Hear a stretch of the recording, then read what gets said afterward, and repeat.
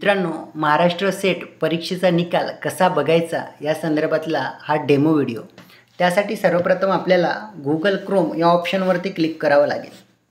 त्यानंतर आपल्यासमोर new window open झालेली दिसेल। सर्वप्रथम आपल्याला गुगल क्रोमचा सर्च बॉक्स दिसेल, त्यामध्ये आपल्याला सेट एक्झाम टाईप करून घ्यायचं आहे। ते टाईप केल्यानंतर आपल्यासमोर सेट एक्झाम हा ऑप्शन दिसतील, त्यावरती क्लिक करायचं आहे।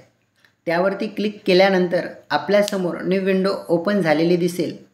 सर्वात आधी set exam Pune Savitribai Phule Pune university हा ऑप्शन दिसतोय, त्यावरती आपल्याला क्लिक करायचं आहे। त्यावरती क्लिक केल्यानंतर आपल्यासमोर न्यू विंडो ओपन झाली दिसेल। आपल्याला रिझल्ट बघायचा असल्यामुळे रिझल्ट या टॅबवरती आपल्याला क्लिक करावं लागेल। क्लिक केल्यानंतर आपल्यासमोर न्यू विंडो ओपन झाली दिसेल। सर्वात आधी सिलेक्ट एक्झाम या ऑप्शनवरती आपल्याला क्लिक करावं लागेल। त्यावरती क्लिक केल्यानंतर आपल्यासमोर प्रिव्हियस रिझल्टची लिस्ट शो होतील। तुम्हाला 2025चा रिझल्ट बघायचा असल्यामुळे तुम्हाला 2025 या ऑप्शनवरती क्लिक करावं लागेल।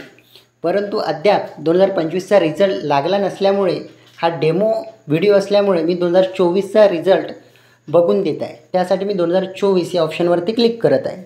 त्यानंतर मित्रांनो, विथ मार्क आणि विदाउट मार्क हे दोन ऑप्शन येतील। तुम्हाला तुमचे पूर्ण मार्क बघायचे असल्यामुळे मी विथ मार्क या ऑप्शनवरती क्लिक करत आहे। त्यानंतर मित्रांनो, इंटर सीट नंबर विचारेल, तुम्हाला तुमचा सीट नंबर येथे टाकून घ्यायचा आहे। त्यानंतर मित्रांनो, तुम्हाला इंटरनेम विचारेल, तुम्हाला येथे ॲडमिट कार्डप्रमाणे तुमचं नाव येथे टाकून घ्यायचं आहे। मी माझं नाव येथे टाकून घेत आहे।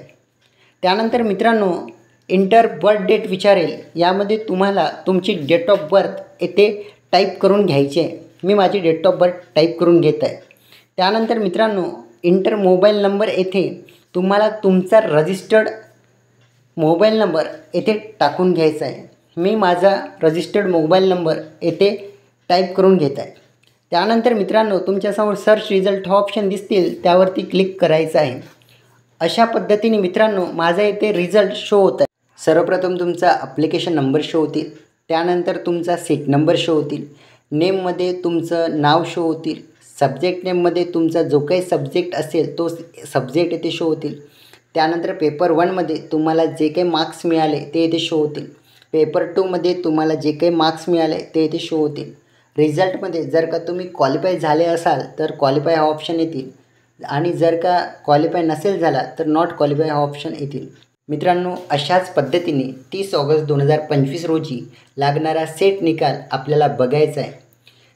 मित्रांनो, यशस्वी निकालासाठी भावी सेटधारकांना माझ्याकडून खूप खूप हार्दिक शुभेच्छा। मित्रांनो, व्हिडिओ बघितल्यासाठी मनपूर्वक आपल्याला धन्यवाद।